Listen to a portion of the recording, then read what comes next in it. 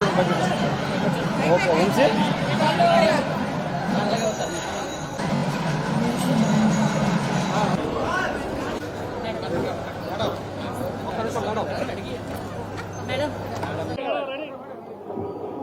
నమస్కారం.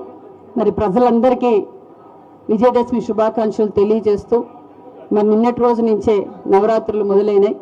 మరి నిన్నటి రోజు కూడా ఎలాంటి ఇబ్బంది లేకుండా, ఏ అసౌకర్యం కలగకుండా అన్ని ఏర్పాట్లు చేశారు. నిన్నటి రోజు కూడా భక్తాదులతో మాట్లాడాం.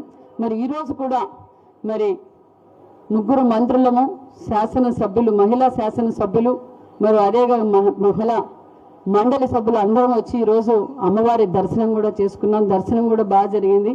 మరి భక్తాదులతో కూడా మేము కింద పార్కింగ్ అక్కడ కూడా మాట్లాడాం. మరి ఇక్కడ కూడా దేవాలయంలో కూడా మాట్లాడాం. మరి భక్తాదులు కూడా అన్ని ఏర్పాట్లు చేశారు. ఎక్కడ ఎలాంటి ఇబ్బంది లేకుండా భక్తాదులు అమ్మవారి దర్శనం చేస్తున్నారని చెప్పి భక్తాదులందరూ హ్యాపీగా ఉన్నారు.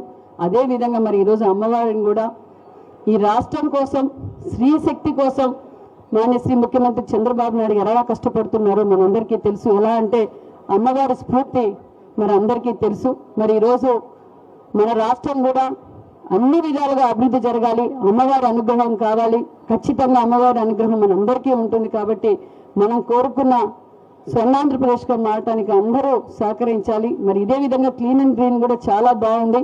మెడికల్ క్యాంప్స్ పెట్టారు, వాటర్ పెట్టారు, అన్ని ఫెసిలిటీస్ భక్తాదులకు చేశారు.